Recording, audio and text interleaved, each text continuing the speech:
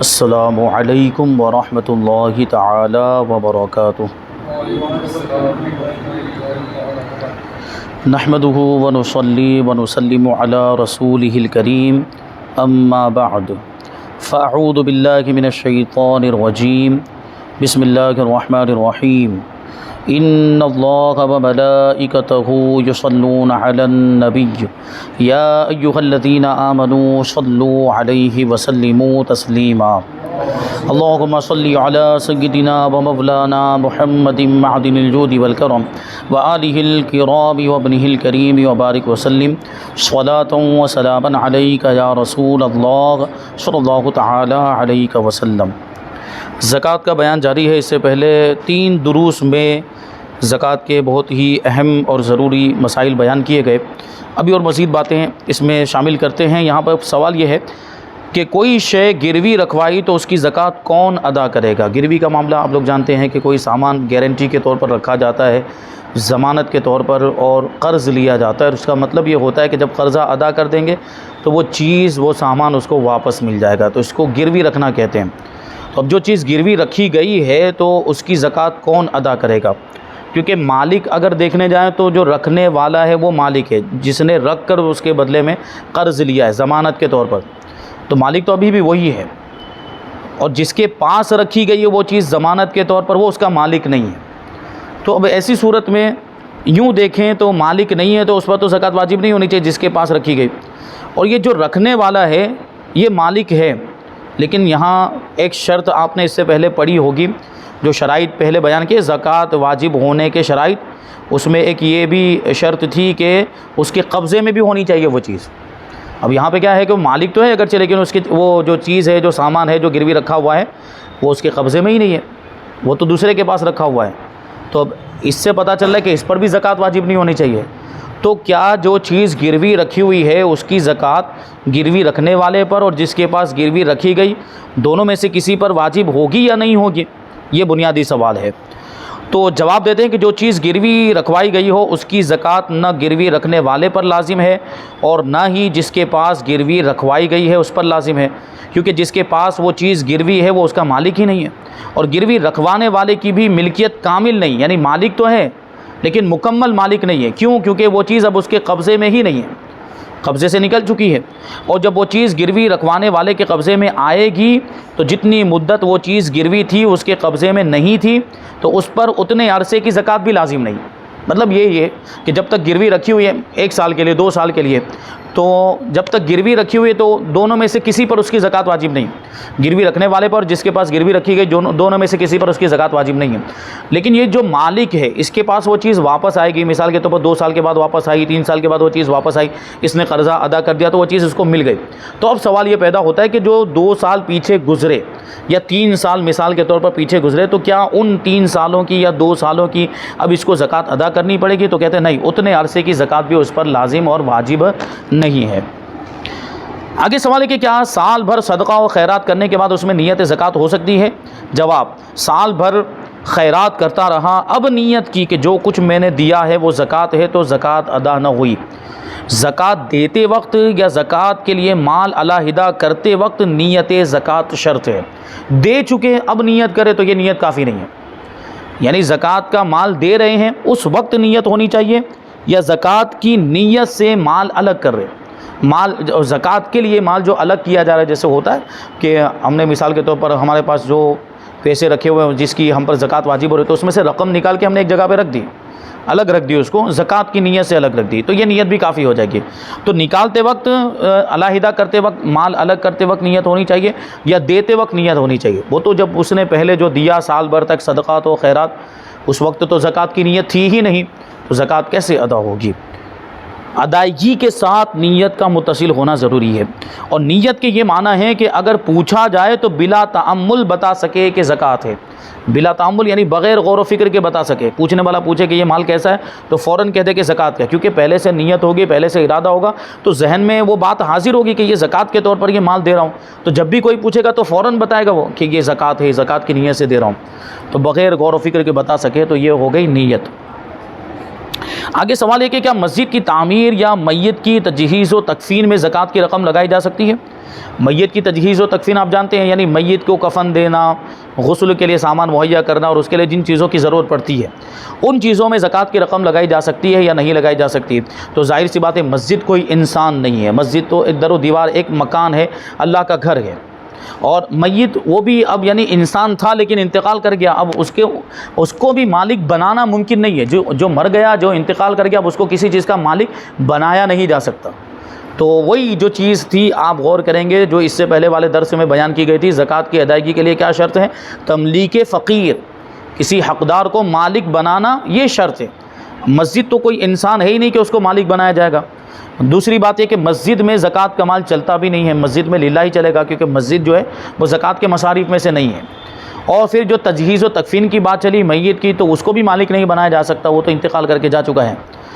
तो कहते हैं कि ज़कात का रुपया मुर्दे की तजहीज़ व तकफ़ीन या मस्जिद की तामीर में नहीं सर्फ़ कर सकते, यानी नहीं लगा सकते। कि तमलीक फ़कीर नहीं पाई गई, फ़कीर को मालिक बनाना नहीं पाया गया। और इन उमूर में अगर सर्फ़ करना चाहें, ज़रूरत पड़ जाए, कोई हाजत हो, जैसे मस्जिद में लिल्लाह रकम जमा नहीं हो पा रही, कोई दे ही नहीं रहा है, लिल्लाह रकम मस्जिद में लिल्लाह ही लगाई जाती है आमतौर पर, सदक़ा नाफिला भी उसको कहते हैं, वही रकम जो है वो मस्जिद में लगाई जा सकती है। ज़कात और सदक़ात वाजिबा की रकम मस्जिद में नहीं लगा सकते, लेकिन अब कोई देने के लिए तैयार ही नहीं हो रहा, मस्जिद को ज़रूरत है, मस्जिद को हाजत है।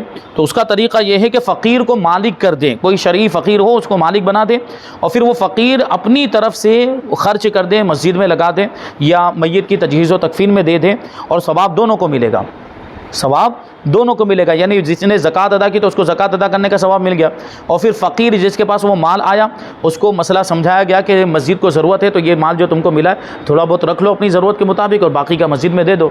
तो मस्जिद में देगा तो उसको मस्जिद में देने का सवाब मिल जाएगा, दोनों को सवाब मिल जाएगा। क्योंकि जब ज़कात का माल किसी दूसरे को देकर उसको मालिक बना दिया गया, शरई फ़कीर को दे दिया गया, तो अब वो उसका माल हो गया, अब वो ज़कात का माल नहीं रहा।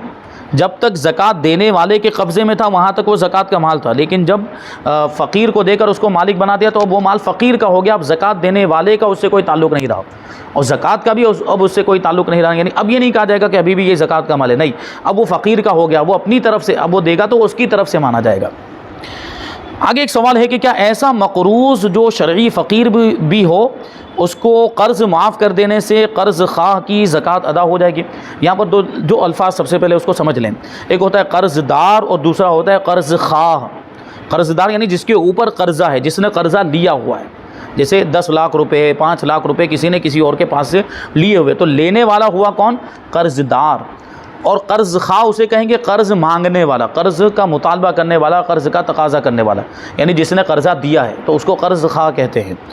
तो ऐसी सूरत में, यानी यहाँ पे ये बताना चाह रहे हैं, वो मसले की सूरत को समझने की कोशिश करें, वो ये है कि एक कर्ज़दार है, एक मक़रूज़ है, उसने कर्ज़ा लिया हुआ है तो कर्ज़ा भी उसको अदा करना है, साथ में वो शरई फ़कीर भी है, ज़कात का मुस्तहिक़ भी है, ज़कात लेने का हक़दार भी है। तो अब ये जो जिसने कर्ज़ा दिया है कर्ज़ ख़ाह, वो ये सोचे कि जो मेरा कर्ज़ा उसके ऊपर आ रहा है, मेरे पैसे उसके ऊपर आ रहे हैं, मैं उसको माफ़ कर दूँ और उसी में ज़कात की नीयत कर लूँ और इसमें ज़कात अदा हो जाए, तो क्या इस तरह से ज़कात अदा होगी या नहीं होगी? तो देखिए वही बुनियादी चीज़ फिर वापस लौट कर आएगी, क्योंकि यहाँ अगरचे माफ़ कर रहा है लेकिन मालिक बनाना नहीं पाया जा रहा है। वो तो कर्ज़ा पहले का है, वो कर्ज़ा जब दिया था वो उधार के तौर पर, कर्ज़े के तौर पर दिया था, और अब उसको माफ़ कर रहा है, तो माफ़ करने में मालिक बनाने का माना नहीं पाया जाता है। तो कहते हैं कि किसी का फ़कीर पर कर्ज़ है और वो उस कर्ज़ को अपने माल की ज़कात में देना चाहता है, यानी ये चाहता है कि कर्ज़ फ़कीर को माफ़ कर दे और वो मेरे माल की ज़कात हो जाए, तो ये नहीं हो सकता। अलबत्ता ये हो सकता है कि पहले उसे ज़कात का माल दे दे। उसकी एक सूरत बता रहे हैं, जायज़ सूरत बता रहे हैं कि ज़कात भी अदा हो जाए और उसका वो जो कर्ज़ा जो उस पर है वो कर्ज़ा भी अदा हो जाए। तो वो कैसे करें कि ज़कात का माल पहले उसको दे दे, ज़कात के तौर पर, ज़कात की नीयत से ही दे दे। जैसे मिसाल के तौर पर सामने वाले पर इसका 1 लाख रुपये कर्ज़ा था और वो शरीफ फ़कीर भी है, तो इसने 1 लाख रुपये उसको दे दिए, ज़कात की नीयत से दिए कि ये ज़कात है। फिर वही माल अपने कर्ज़ के तौर पर उससे वापस ले ले, तो ये जाहिर सी बात है ज़कात के तौर पर उसको दिए, जब मालिक बनाया तो वो 1 लाख रुपए उसके हो गए कि नहीं हो गए? अब वो ज़कात के नहीं रहे, तो अब ये कहे कि लाओ मेरा कर्ज़ा जो तुम पर आता था वो मुझे वापस दो, तो वो 1 लाख रुपए इसको वापस दे देगा, तो ये 1 लाख उसको वापस भी मिल जाएंगे, तो इसका कर्ज़ा भी उसको वापस मिल गया और ज़कात भी अदा हो गई। अब अगर वो देने से इनकार करे तो छीन भी सकता है, यानी कर्ज़दार अगर देने से इनकार करे तो छीन भी सकता है, क्योंकि उसके पास अब ताकत हो गई, कर्ज़ा अदा करने की इस्तिताअत, 1 लाख रुपए आ गए, फिर भी नहीं दे रहा है, तो ये वो ले भी सकता है, छीन भी सकता है।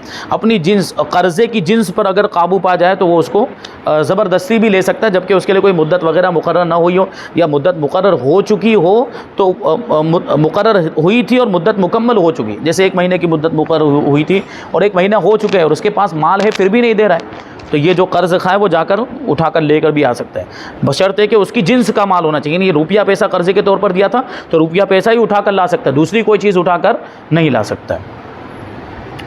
आगे सवाल है कि क्या एडवांस ज़कात दी जा सकती है, पेशगी ज़कात दी जा सकती है? जैसे साल जो है वो बाद में पूरा होता है, मिसाल के तौर पर साल बकरीद के महीने में पूरा हो रहा है, आदमी सोच रहा है कि रमज़ान के महीने में दे दूँ ताकि मुझे ज़्यादा सवाब मिल जाए, रमज़ान के महीने में नेकियों का सवाब बढ़ा दिया जाता है। तो अब अगर एडवांस में कोई अदा करना चाहता है तो क्या उसकी ज़कात अदा होगी या नहीं होगी? तो कहते हैं कि साल पूरा होने से पहले ज़कात दी जा सकती है, एडवांस में भी ज़कात दी जा सकती है, लेकिन उसके लिए 3 शर्तें हैं, वो बहुत ज़रूरी है जहन में रखना। पहली शर्त यह है कि ज़कात अदा करते वक्त उस माल पर साल शुरू हो चुका हो, उस माल पर साल शुरू हो चुका हो, यानी वो पहले ही से ही मालिक निसाब हो।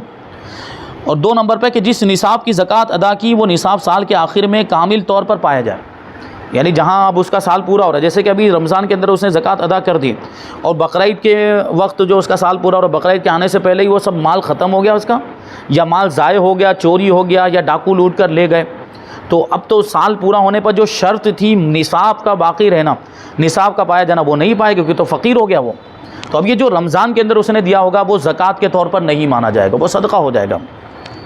तीसरी शर्त, ज़कात अदा करने और साल पूरा होने के दरमियान वो माल हलाक ना हो, जो मैंने अभी मिसाल के तौर पर समझाया।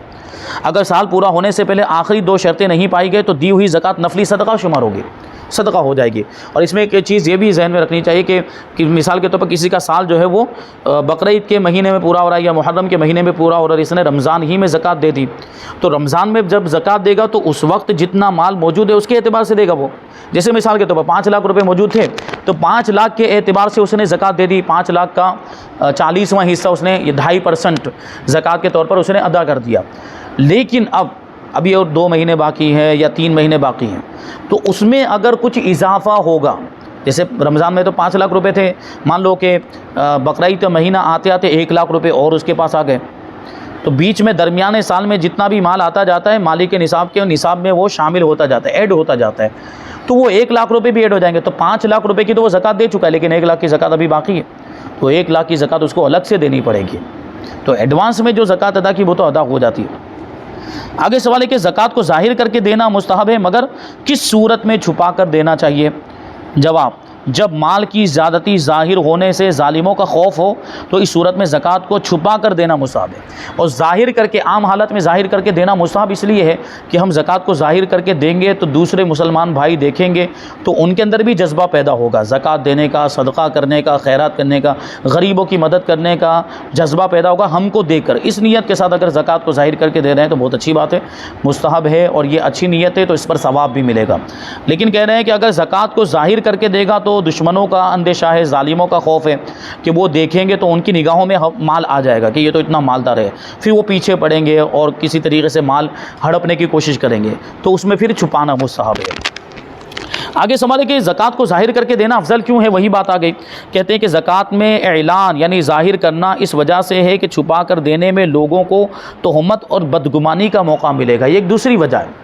एक वो ज़ाहिर करने की वजह आगे भी आ रही है और ये एक वजह ये भी है कि अगर छुपा कर देगा तो लोग बदगुमानी का शिकार हो जाएंगे कि इसको तो हमने कभी ज़कात अदा करते हुए देखा ही नहीं, इसको तो हमने कभी सदक़ात वाजिबा अदा करते हुए देखा ही नहीं, इसका मतलब ये अदा नहीं करता होगा। तो इससे क्या होगा? बदगुमानी पैदा होगी, जबकि वो अदा करता है।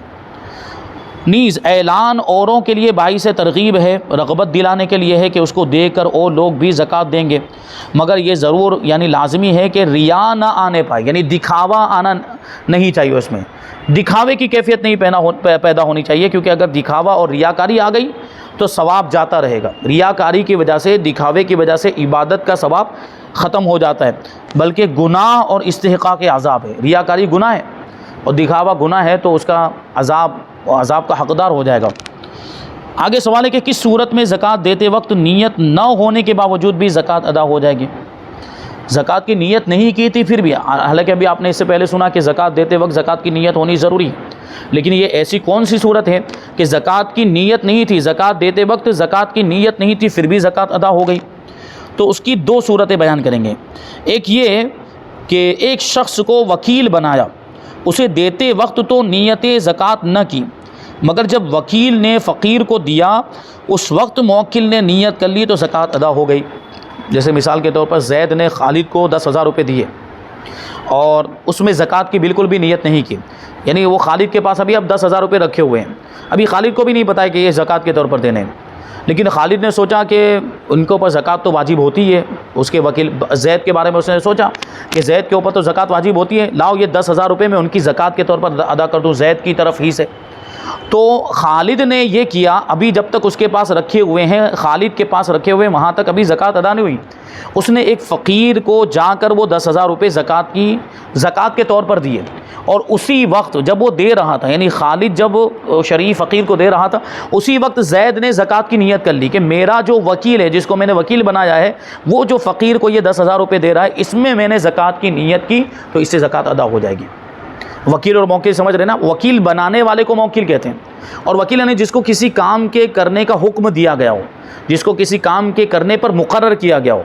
मिसाल के तौर पर मैं यहाँ अभी बैठा हुआ हूँ और मैं अहमद को भेजूँ कि लो बाज़ार जाओ और ये 5 रुपये का कलम लेकर आओ, तो अब ये हो गया मेरा वकील। मैंने इसको वकील बनाया एक काम के करने का, यानी ख़रीदो फ़रोख्त का वकील बनाया। अब जाकर ये जो कुछ भी वो कलम ख़रीदेगा और पैसे देगा वो मेरी तरफ से हो गया, वो इसकी तरफ से नहीं होगी, मैं हो गया मुवक्किल। तो ये ऐसा यहाँ पर भी हुआ। दूसरी सूरत बताते कि देते वक्त नीयत नहीं की थी, बाद में की, यानी जिस वक्त फ़कीर को दिया था उस वक्त ज़कात की नीयत नहीं की थी, अब बाद में नीयत कर रहे हैं। तो अगर वो माल फ़कीर के पास मौजूद है, यानी उसकी मिल्कियत में मौजूद है, तो ज़कात अदा हो जाएगी, वरना नहीं। यानी फ़कीर ने वो माल ख़र्च कर दिया, ख़त्म कर दिया या किसी और को दे दिया, तो अब ज़कात की नीयत नहीं की जा सकती। वो माल फ़कीर के पास मौजूद है, अभी उसने ख़र्च नहीं किया, किसी और को दिया भी नहीं है, तो अभी ज़कात की नीयत की जा सकती है। अभी इस वक्त माल के मौजूद होते हुए ज़कात की नीयत करेगा फ़कीर के कब्ज़े में, तो वो ज़कात की नीयत दुरुस्त हो जाएगी और इससे ज़कात अदा हो जाएगी, जबकि देते वक्त उसने ज़कात की नीयत नहीं की थी। अब वो जानवरों की बात आ गई कि जानवरों की ज़कात के बारे में हिसाब व किताब कैसे करना है, और उसके बारे में बहुत ही अहम और ज़रूरी सवाल और जवाब आगे है। वही सवाल कि कितनी किस्म के जानवरों पर ज़कात वाजिब है। जवाब, 3 किस्म के जानवरों पर ज़कात वाजिब है, जबकि वो साइमा हो। और साइमा होने का क्या मतलब होता है वो मैंने पहले बता दिया। 3 किस्म के ही जानवर, सारे जानवर नहीं। वो कौन से 3 किस्म के जानवर? पहले नंबर पर ऊँट, दूसरे नंबर पर गाय भैंस, और तीसरे नंबर पर बकरा बकरी भेड़ और दुम्बा, यानी वो सब एक ही जिन्स में आते हैं। बकरा बकरी भेड़ और भेड़ मतलब जिसको हम लोग घेटा बोलते हैं, और दुम्बा यानी वो जिसके पीछे चक्की होती है, जो अरब ममालिक में वो ज़्यादा पाए जाते हैं। तो ये इतने 3 किस्म के जानवरों पर ही ज़कात वाजिब होती है। अब अगर किसी ने हिरन पाल के रखे हुए हैं, अगरचे वो कसीर तादाद में हज़ारों के लाखों के वो हिरन पाल के रखे हुए हैं, तो उसमें ज़कात नहीं होगी, क्योंकि वो इन जानवरों में नहीं आता। और इसके अलावा भी अगरचे कोई हलाल जानवर ही, जैसे हिरन भी हलाल जानवर है, अगरचे कोई हलाल जानवर ही उसने पाल के रखा हो, उसमें ज़कात वाजिब नहीं होगी इन जानवरों के अलावा। अब वही सवाल फिर से आया कि साइमा जानवर किसे कहते हैं। जवाब, साइमा वो जानवर है जो साल के अक्सर हिस्से में चर कर गुज़र करता हो और उससे मकसूद सिर्फ दूध और बच्चे लेना या फरबा करना हो, यानी उस जानवर से दूध हासिल करना मकसद हो या तवालुदो तनासुल मकसूद हो, यानी इन जानवरों को इसलिए पाल रहा है कि ये जानवरों के ज़रिए से जो बच्चे हासिल होंगे, फिर वो बड़े होंगे तो उनको बेच कर वो अपना ये गुज़र बसर चलाएगा और अपनी तिजारत को तरक्की देगा। या उनको फरबा करना, यानी उनको मोटा करना मकसद हो कि ये जानवर बड़े हो जाए, खूब मोटे ताज़े हो जाए, फिर उनको कुर्बानी के तौर पर ज़बा किया जाए, या उनको वैसे भी आमतौर पर किसी और मौके पर ज़बा करके दावत के तौर पर ज़बा करके खाया जाए, या अक़ीक़े में ज़बा किया जाए, या वलीमे में, इसलिए उसको बड़ा कर रहा है, सिर्फ पालता है। जैसे कुछ लोग होते हैं बकरा ईद के लिए भी जानवर 1 साल पहले से ख़रीद कर रख लेते हैं, फिर उसको पालते हैं पूरे साल तक, और फिर वो जब बकरा ईद का मौका आता है तो उसको ज़बा कर दिया जाए। लेकिन यहाँ तो ख़ुद ख़रीद कर चारा खिलाया जाता है। ये जो बात चल रही है वो साइमा जानवर की बात चल रही है, जो साल के अक्सर हिस्से में चराई पर गुज़र करता हो, यानी उसको फ्री वाला चारा खिलाया जाता हो, ख़रीद कर न खिलाया जाता हो। सवाल है कि क्या चर कर गुजारा करने वाला हर जानवर साइमा कहलाएगा? वही बात आ गई। ये बात जो 3 किस्म के जानवर बता दिए, उनके अलावा अगर कोई दूसरा जानवर है, वो अगरचे हलाल है और अगरचे साल के अक्सर हिस्से में वो चराई पर फिरता हो, उसमें ज़कात नहीं होगी। कहते हैं याद रखिए कि अगर चराने से मकसूद दूध और बच्चे लेना या फरबा करना ना हो, बल्कि कोई और मकसद हो, मसलन बोझ लादना, बस सामान इधर उधर से लाद कर उस पर ले जाएगा लाएगा, हल वगैरह के काम में लाना, सवारी में इस्तेमाल करना, गोश्त खाना हो, तो ये जानवर साइमा नहीं है, उनकी ज़कात देना वाजिब नहीं है। अब आगे एक और सवाल है, वही जो इससे ताल्लुक़ रखता है कि जिन जानवरों को घर पर चारा खिलाया जाता हो क्या वो भी साइमा है, ख़रीद कर चारा खिलाया जाता हो? कहते हैं कि जिन जानवरों को घर पर चारा खिलाया जाता है उनकी ज़कात वाजिब नहीं है। एक और सवाल है कि क्या जानवरों की ज़कात में जानवर ही देना ज़रूरी है या रकम भी दी जा सकती है?